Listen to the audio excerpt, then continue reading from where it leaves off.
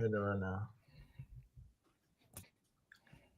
We're live. Got y'all ass still on the motherfucking under. There it is. We still that motherfucking under.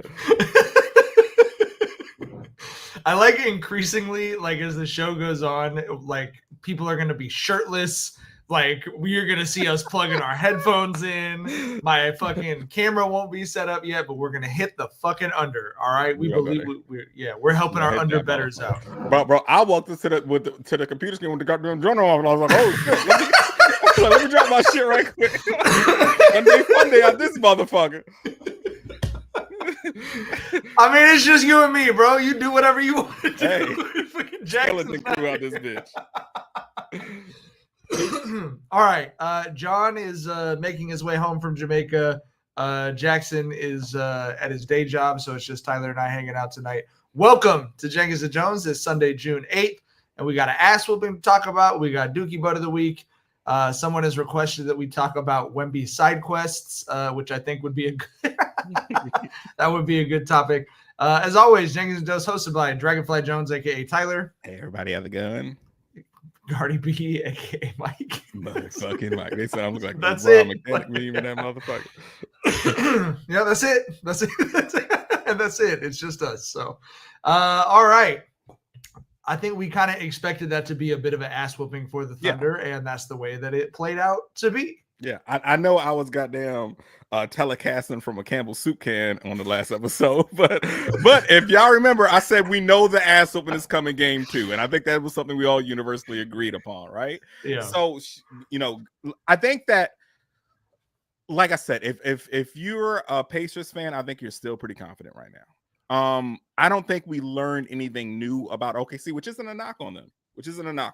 I think they adjusted very well in game 2, right? Because game 1, the whole game plan was we are going to funnel everything SGA's way. We're going to make SGA beat us. They had the lowest number of assists that they ever had in a basketball game this whole season. The game plan worked, right? And they pulled off that incredible comeback. But SGA was in his bag tonight, right? Like he had 3 assists last game, had 8 assists this game. He was getting everybody involved. Fucking Aaron Wiggins and Caruso outscored everybody on the Pacers, right? Like This was just one of those games you saw where, of course, SGA is gonna adjust and Danny Gold is gonna fucking adjust. The MVP and a Coach of the Year, right? Like that's not a surprise there. But if you're a Pacers fan, I think that the comeback we saw in game 1, that legitimized shit a bit, right? Because you could say Milwaukee's cooked, they're not a contender. You can say the Cavs were injured. You can say New York got a lot of shit to figure out. OKC is the best of the best. They're the best fucking team in the league. And for them to show that the Pacers still got that comeback magic where no lead is safe against OKC on their court, like I said, if you're a Pacers fan, I think you're still pretty confident about getting this split. Yeah, you did say last episode that the ass whooping was coming, but what people heard was the is cooked. Last episode was for the old school Jenkins and Jones fans that was putting up with y'all using. Were you using those like Ubisoft like $5 USB microphones when y'all started? We was talking on our phone on Skype, dog. On our phone, we were podcasting like this. Y'all were just on it. Who just a recorded phone call? Just straight up. I mean, I don't know what John was doing on his end because he's the technical guy. But as for me, I was hopping on my phone, bro. I'll be honest with you. If I had known that it was a phone call y'all were doing, I would have found a way to bet money that y'all were going to be successful. Like that's impossible to have a phone call be that funny. That's fucking crazy. Yeah. Bro, like if you listen to some of the early episodes, you can hear the crickets and shit in the background because I was outside on my front steps just kicking it on the phone with my dog. You know what I'm saying? You can hear crickets, bro. Sound like a fucking 1998 Timberland produced track. You know what I'm saying? Sound like some shit off Aaliyah's 1 in a Million album, dog. Go back and listen to the old first few episodes, bro. You'll hear the motherfucking crickets. I promise you. That's fucking incredible. Rishi's calling it Nextel Jones, and Miles says it was Rotary and Jones. Yeah, fucking on the Razor flip. Hey, Razor's one of my favorite phones I ever had, bro. Facts. You will never insult me by calling me a Razor flip ass nigga, because that was one of the best phones in my life during one of the best periods of my life. That phone dropped right around the time when motherfucking Rich Boy Throw Some D's on it dropped, like 2006. Life was so good back then, bro. Ringtone? You have a ringtone on the Razor? Nah, I didn't do the ringtones on the Razor. On my Sidekick though. So the Sidekick was like the first one I ever had where you can legitimately have not that just straight up audio bites, like right? actual clips. Yeah. Yeah. I had on my Razor. I had the the G thing, fucking Yeah. pixelated version. Yeah. On my sidekick, bro, I had motherfucking The Recession. I had like 4 tracks off The Recession. Summer 08. What a time, man. I think my 2 favorite phones I've had are iPhone X and the Razor. I had the navy blue Razor Flip was like, I would be fucking like, I love that shit. Throwing it open. Yeah. I do that to Shar all the time just to be annoying. We'd be in the conversation. I go, I'm getting a call. The switchblade of cell phones. Hey, there's something that we lost in just having to do when you hang up on a motherfucker rather than like it was just a more visceral thing when you flip clothes on a motherfucker instead of pressing a button.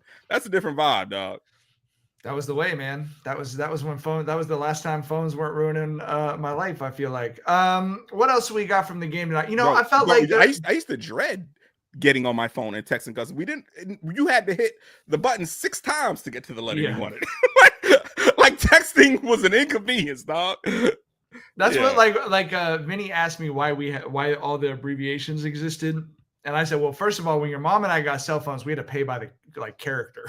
That was weird shit. So you'd be like trying to sext with like abbreviation. You'd just be doing everything with abbreviations. But it was like, yeah, you'd be in class trying to text under the table like T Y Y Y L L L. I can still do that blind. I think I can still text. I think I could still do it blind because I used to be in class or wherever else, just not looking at the phone, but whatever. Listen, I think I might have told this story before, but I remember when I almost sent the most disastrous text ever to my homeboy. You remember back in the ellipses phase where we were all hitting those 3 dots, and it was a Friday night. I hit my homeboy up, and I was like, "What you getting into?" And the M and the periods are on like they were on the same fucking shit. And I hit like I thought I was hitting 3 dots, but that motherfucker showed up as 3 M's. So if I'd have sent that motherfucker, my homeboy would have read that shit like, "What you getting into tonight?" Yeah, I was like, what? I knew right then and there the dangers of the technological advancements that we were about to witness, dog. It was in that moment I was like, we might have flown too close to the sun with this shit. Those were a different time for accidentally coming onto your homeboy too. You know what I mean?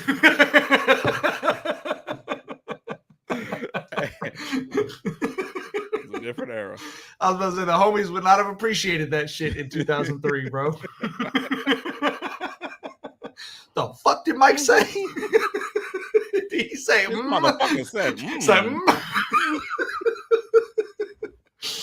Oh my god. All right. The other thing that jumped out to me from the game today, I felt like the Thunder did not look like the Thunder that was the best team in the league in game 1. Game 2, they really won that game in the second quarter. They had that 17-2 stretch where they just beat the fucking shit out of the Pacers. They blew up every action they made. Like at one point, Caruso had Siakam in a torture, just like dribbling the ball off his foot, spinning around in circles and shit. And it felt like they needed that in their home arena to kind of have that moment of, okay, we can't fuck these dudes up the way we've been fucking everyone else up. Yeah. I mean, bro, I'm not all the way sold that OKC wins game 3. Like, if you ask me to put some money on it, I'm probably putting some money on Indiana. I do think OKC is going to win this series. I do think that. But like I said, I do expect Indiana to pinch the bitch. And I think they're going to put up a fight at home. I don't know if Indiana wins both at home. If they do win both at home, oh boy, this series gets extremely interesting. But I do expect Indiana to win game 3 because, like I said, I think that getting the split, that was impressive as hell. They legitimize themselves that no lead is safe against no lead that you have on them is safe, regardless of you can throw out all the qualifiers for the Eastern teams. OKC is the real fucking deal, and they ate that fucking 50 point lead in the middle of the 4th. So yeah, bro, like I mean, this is also a game where OKC just shows you, bro, they can go 8 fucking deep and not lose a fucking step. Like it was just an all-star. But to Indiana's credit, it was like OKC just had like a league that was teetering on like 15 to 20 the whole game, and I was like, y'all better stop playing with these boys. Y'all better go up 25. Like I was like, y'all better get the dirty ball on these dudes if y'all really want to put them away, which is just, you know, shows all the respect that I think a lot of us have for this Indiana squad, where no lead is safe with them. I think now that we're no longer on a major podcast network, we can acknowledge that we are not sports bettors. But watching the Pacers is the first time I felt like a sports bettor, because you're doing the plus 12 math in your head the whole time. That's what I was doing the whole first quarter. I was like, they're only down by 8, so really they're going to win by 4. Oh, okay, they're down by 15, so it's going to be a 3-point game. It's going to be close. Like you're expecting that insane closeout at the end of the game. And yes, you're right. To the Thunder's credit, they kept him out of range of that. But to the Pacers' credit, they never fully, even with Halliburton once again, kind of a passive game offensively, but they never really fell all the way out of it. What do you think of? I know people are saying he kind of had the same character arc last year, but I've just been, to be totally honest with you, I've been paying so much more attention to Halliburton this year, not just because of how insane he's been, but also because I found out he's the only other person I've ever heard of with my same birthday. He's a leap year baby. Hell yeah, we're both leap year babies. So, but like his character arc this postseason is so fascinating to me, because he does have these games where he's just chilling. Like, and I don't get it. It's like, we know the Pacers were going to be satisfied with a split here, but you're not supposed to sort of like read that. And it is that is kind of what it feels like. Rishi says our heart wasn't in the FanDuel ads. Nobody could tell. Hey, when it comes to that bag, bro, we will throw that motherfucking company man voice on like a motherfucker. To any potential advertisers listening, we will hawk whatever the fuck you want us to, as long as it ain't some bullshit or some unethical shit. We will hawk that motherfucker enthusiastically. Miles says you can see all of us looking at the script on our laptops. Listen, Miles.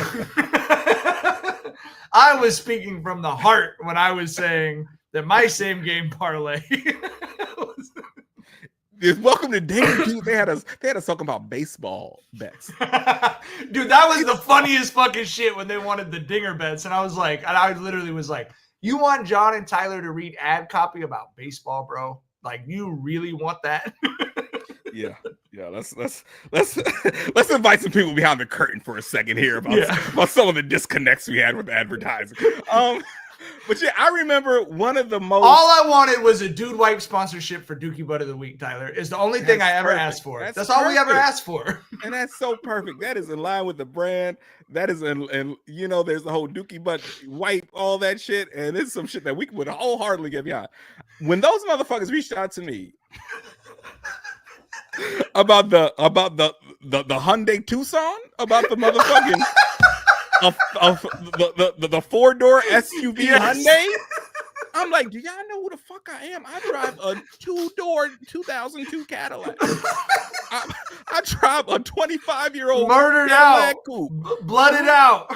I was like, dog, y'all don't have y'all don't know. But then I saw the motherfucking the script, and it was real. It was real, insecure-ish. They had me say like, okay, Hyundai, like, okay, Hyundai. I was like, oh, I'm just the cool black guy y'all thinking hot this shit. But I would never. Hyundai, your business is always welcome here. But I will say that was something that I had to step outside of myself to do, For sure. I think John would. When Jackson and I did the fake ad and had y'all do the hoodoo shit, there was a half a second where John was actually furious. I was like, hoodoo, what the fuck is this? I was like, yeah. I was like, and I'm deep in my HR, man. This is a fucking tracking system, but I ain't heard of hoodoo, motherfucker. All the resumes I look at, I ain't never heard of this shit. Ebony said they wanted you to say the Sonata is a reed. The Elantra got the tea, honey, sis. Like, I was like, y'all just picked the guy you thought was the cool black guy, bro. Like, look, I got a motherfucking a Chevrolet bow tie and Cadillac wreath tatted on my wrist. And these motherfuckers try to get me to hawk a fucking Hyundai SUV. Kia Fiesta. Yeah.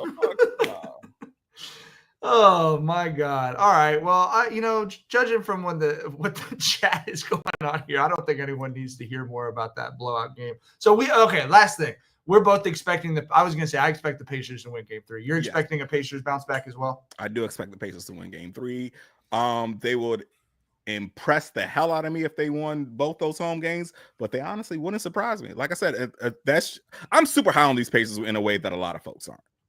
Yeah. Well, I was high on them too, but not bold enough to predict that it would be 1-1 going back to Indiana. So we'll see. Do we think we're gonna get the Rihanna moment with Halliburton with Tiana Trump? Do you think she's sitting courtside in a Halliburton jersey? Hey, listen. We do not need a world where it's possible that Tiana Trump and Halliburton's dad are in the same radius of each other. We didn't know. The Pacers security needs to step in and prevent that from ever happening. Y'all need to keep those two away from each other. I know that Pops Halliburton is with whatever Tiana on too. Like, we gotta just save that man from himself. And I know that I know there's a lot of team spirit in that young lady, so she's probably with whatever too. They need Pacers security needs to be on fucking code red to prevent those two from ever being in the same fucking radius of each other, dog. All right, we could go a lot further in that scenario. I'm not going to do it. Do we want to talk about Wemby's side quest? Have you seen this shit? He's like a practicing monk now. Yeah, the fucking tallest monk of all time. That motherfucker hit that split. I was like, boy, you look stupid. Like, what are you doing? What are you doing? And I love Wemby, man. I love Wemby. Like I said, I think that like we talk about him all the time. Young fixes, got all the fixes to possibly the best basketball player we've ever seen. And at the same time, I cannot defend him against the try-hard allegations. I'm sorry, I can't. But you know what I'm saying? It all comes down to, I want the dude who I think is going to be the future face of the NBA. I want him to give a fuck. So it's not a knock on me at all that he's a try-hard dude who's out here meditating and shaving his head and trying to get all flexible on a motherfucker. Like, you know what I'm saying? I appreciate that. That shows a man who's locked in and trying to be the better version of himself as he can be. Yeah. We don't even want to know what Anthony Edwards is doing right now. I promise you we don't. You don't think it's monk-like? You don't think he's becoming a practicing? He might be shaving something, but it ain't his own. Hey, we do not want to know what Anthony Edwards has going on right now. I promise you we don't. What a side-by-side. Look at, he's shaving his head to be a monk and shaving his balls. Oh my God. If you've ever seen monks in real life, we have a Buddhist temple out here near Whittier that I've been to with Shar several times. They're the smallest group of people out there, bro. I can't imagine Wemby, like, I feel like you'd be worried about stepping on somebody. You know what I mean? Which is not a very monk-like behavior. Yeah, that's just. I need to get more insight into like this certain sect of monks that he was chilling with. Because I don't want to view monks as a monolith here, right? Yeah. So, I want to know like what's their brand? What do they believe in? What are their codes of morality and all that? I was very interested in that. Yeah, because there are a lot of different types of monks. Yeah, like it's motherfuckers who take vows of silence. Like, how you agree to not ever talk again? What the fuck? How do you? We can't imagine that as some fucking certified yappers. Yeah, that is some certified yappers. He was with the Shaolin monk, so that's try hard as fuck, bro. Of the Wu-Tang infamy. Yeah. Yes. Okay. That's the same monks that Method Man introduced us to. Yeah. I feel like their whole shit is they're known for like doing martial arts and shit, right? Like that's their whole thing, right? Yeah, but they're Buddhist monks. Kung Fu was born from the Shaolin monks. Yep. Et cetera. Yeah, so it's definitely try hard. The picture of him in the temple with these other little dudes is fucking hilarious. They're like waist height to him. Yeah, incredible. I gotta say, Wemby, if you want to be a tryhard, you should have been a hipster about the monk sect that you just tried. Yeah, you should have picked some shit we ain't never heard about before, dog. Yep, we've been known about Shaolin monks since Into the Wu-Tang in 1993, my nigga. We're not impressed. You basically picked the Backstreet Boys of the fucking books. Okay. Exactly. Oh man. All right. Dookie Butt of the Week. I have a Dookie Butt of the Week. Who you got? Everyone in the world except for a man named Sean Umans. Do you know who Sean Umans is? Never heard of the motherfucker. He is the creator of Nerds Gummy Clusters. Okay. Sean Umans, it was his dream to invent a new candy that would be as exciting to people. He's basically Willy Wonka. And I'm going to text you a picture of this dude right now because he looks like this dude is definitely a fucking stoner who just loves candy. Like 100%. But he won at the Kettle Awards, which is the candy awards that they do every year. He was inducted as a first ballot, like before his career's over. He was inducted into the Candy Hall of Fame, and they gave him an Impact Award, which they invented for him. He's the first ever winner of the Impact Award because they're like, you did it, Sean. You invented some shit none of us had ever seen before, and you brought the feeling back to candy. Hey, you know what? I'm a big fan of when people recognize the moment as it's happening. I'm glad this wasn't a posthumous award. I'm glad.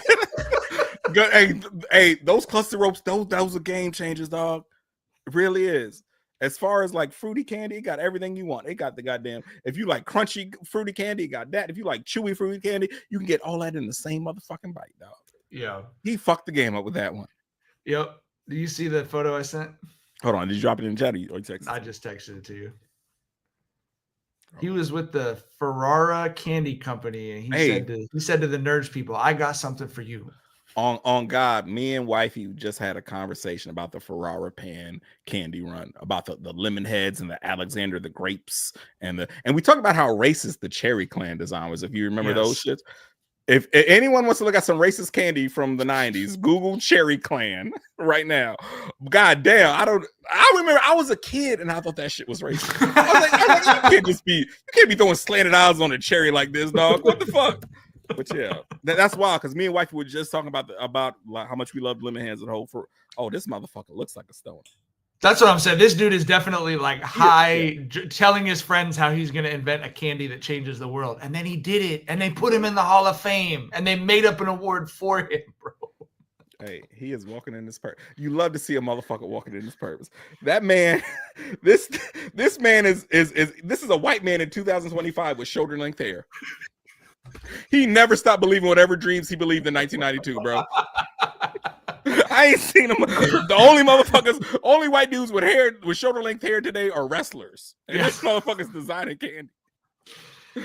People are Googling Cherry Clan and see. So if you're not able to Google it, it's what, as I recall, it had the fan hat. And the face is almost like a pumpkin, like a carved pumpkin. The eyes are so slanted. Slanted eyes on a cherry. They put the Chinaman hat, as people in St. Louis. Chinaman hat. That's another city that need to work out some shit. Shout out to John. He's admitted it himself. But that Chinaman shit is wild. That's some 1943 shit. Oh man, we got to do a little better, dog. I mean, it's like in St. Louis. I know they don't like being from Missouri, but it's still Missouri. It's like even Miles says they're working on it. Salute. Batting Time says it's a very Oriental looking cherry. Is Oriental a racist word? It is, I right? feel like it is, right? Like I think the whole premise was that Oriental referred to goods and shit. Like you can't call a person Oriental. That's like about like cinnamon and rugs. You know what I'm saying? I think that was what Asian people were upset about, is that Oriental specifically referred to like goods from Asia, from that. Yeah, part. It's like all of the like anti-Asian racism was like the danger from the Orient. Like I feel like that was like all right. Patty Time says, I apologize. It's all good, Patty Time. Oh, good, bro. We're not going to cancel you, man. Yeah, you're cool. All right, Tyler, what's your Dookie Butt of the week? Oh man, I feel like I always bring the mood down a little bit with these shits, but y'all been keeping up with the Timberland shit? I have not. I feel like it's more part of the 5% of the world that's against AI shaking our fists at the impending tornado coming our way. I think 5% might be that might be overselling generous, it, bro. right? But yeah, basically, so Timbaland, and we all know him, super duper producer, produced shit for Aaliyah, Missy, Jay-Z, all the big fucking names. Anyway, he's had this whole little thing going where he has asked like artists to submit music to them. He's like, I'm looking for a new artist. Submit me your shit. He was like, and his whole thing was when he was doing this is like I want to find someone who would be cohesive with my sound. You have to be cool with giving up your sound to follow my vision if you get down with me, right? Okay. Which he's more famous, yeah, for sure. Yeah, Timbaland is one of the greatest fucking producers of all time. That's completely acceptable. And it also opens up it casts the net out wider because people are like, Timbaland wouldn't like what my sound or whatever, and people would get past that if Timbaland's like, yo, if I can hear something in you, I'm gonna take you under my wing, right? But he was doing this for about a month or so, and then like a few days ago he announced that he is producing an AI artist.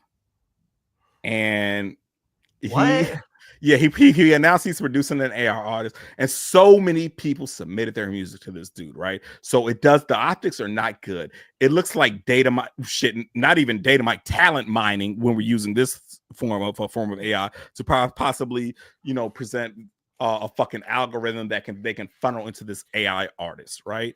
It's not good looks there at all. What does that mean? He's producing an AI artist. He's sending the beat into the algorithm or something? He's going to give his production to an artist that he's going to manipulate to sound the best on what he thinks would sound the best on his production, right? Because that was the whole premise of this whole talent search he was doing. He was like, I don't care what you sound like, just send me your shit, because if I hear something in you, you know what I'm saying, I'm gonna take you under my wing and we're gonna make some music together. And then this happens, and the whole plot twist is I'm gonna produce this AI artist. Like, there's a whole image of this AI artist and a whole name for this AI artist. Is like some Japanese anime pink-haired fucking artist shit. It's just so fucking weird. And it feels like Timbaland just exploited all these people to build up the fucking algorithm for what this AI artist would be. God, I'm looking at the image of the artist. Oh my God, bro. And he's saying he signed the AI artist? Well, that's who he's going with now. That's who he decided that's the artist he wants to go with. And it's just, dog.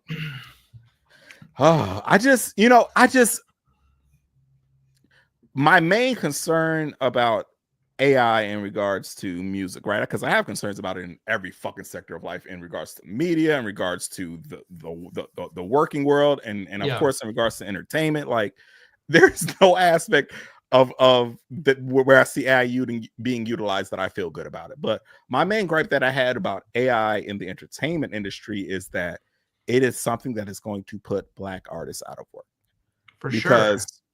Because the whole thing about we all know that the white public, the white majority that runs the record industry, they want Black music and without Black people. They want everything without Black people. Exactly that.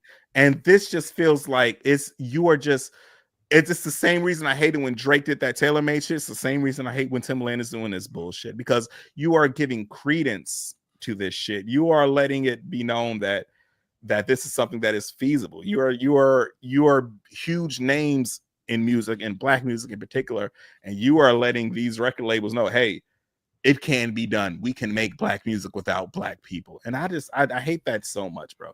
Yeah. Like I said, it's so disheartening because I feel like anyone who's anti-AI right now is in the minority, dog.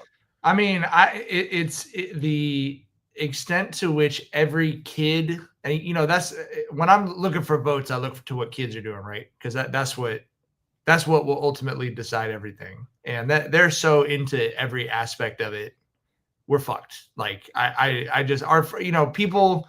I know people who were for the writers during the writer's strike and all this stuff, who are like, well, yeah, I run all my emails through AI and ask it to make me sound nicer. I'm like, what? What do you like? These teachers, friends of ours, you're just like, what are you talking about? Like, that's fucking crazy, bro. But yeah, to your point, Tyler, like, I think the first time I kind of started talking to you and John and Tyler, I am, and everyone, there was a stretch when y'all really started getting going on Twitter. And then it felt like it happened overnight, that like we woke up one day and every team, especially in the NBA, had hired a white 23-year-old college grad to imitate your guys' tweeting style. You know what I mean? And it was, and that was exactly my anger was, oh, they want your guys' voices, but without paying you. That's what they want. They want to pay someone $30,000 a year who is their first job out of college or whatever. But you could point to literally any industry, and the white people with money want. I mean, that's like, as we've discussed, that's what part of what Sinners is about. They want black culture without having to hire or work with black people, which, yeah. And Timberland, like you said, is aiding it. That fucking sucks. Yeah, that sucks so much, bro. All right. Yeah, that did bring the mood down. Fuck Timberland. That sucks. That's one of my favorite dudes ever. Virginia dude, bro. You know how hard I ride for the VA homies, and goddamn, he doing this fuck shit. Yeah. Chat, we need your Dookie Butt of the week. And then did you give us your Dookie Butt? What's that? Did you give us your Dookie Butt of the week? Oh yeah, it was everyone except for Sean Umans. Everyone except okay. I thought that was a we had to some breaking news. Yeah, that was your angle. Was everyone? No, I actually do. Actually, someone did tweet me with another one. Shout out to Fernando. This was okay. This is good. This is from the Vancouver Whitecaps professional soccer team. Issued the following statement. Following the team's return from Mexico, a significant number of Whitecaps FC players and staff reported gastrointestinal symptoms. As a precautionary measure and in consultation with the club's medical team, the club canceled training on Wednesday and held a modified individual closed session for cleared players today. They were shitting everywhere, bro. They had to cancel practice because the whole team had diarrhea, bro. Those motherfuckers gave us a 500-word statement on Montezuma's revenge, bro. Yeah, okay. We know what happened. We know when you go to Mexico, any slip-up can give you the shits. We know that, dog. You do not have to do this elaborate explanation for us. That's the craziest part, was that the first sentence is following the team's return from Mexico. Say no more. Yeah, we know. Y'all shitting up a storm. Yeah, you ain't to say shit after that. Okay, the chat is saying it's Lil Wayne and the Carter Six. We're going to do, I texted with Jackson about this. We want to do a live listen for John when he's back this week. So I will. Have you been following this at all, Tyler? Yeah, I listen. Lil Wayne is one of my favorite rappers ever. One of my favorite. I'm going to listen to anything he drops at least once. And I gave that one listen, and that at least once thing holds true on that, because I will not be back. But God damn, it's so bad. You heard Lin-Manuel Miranda was a credited writer and producer on the album. And that was the worst song on that motherfucker. And once I heard it, I was like, oh, okay, I get it now. This is the worst.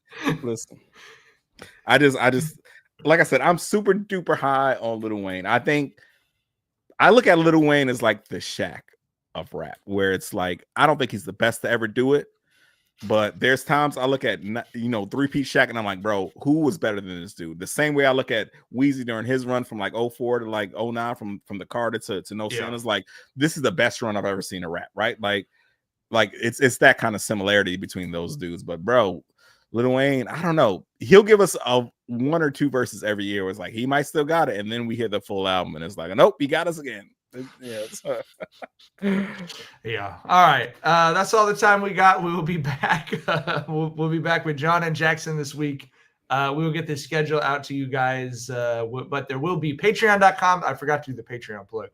Patreon.com/JenkinsandJones. We'll have 2 exclusive episodes this week, as we do every week. And I believe all 4 of us will be there for both of those episodes. So definitely sign up to patreon.com/JenkinsandJones. You can get on the Discord.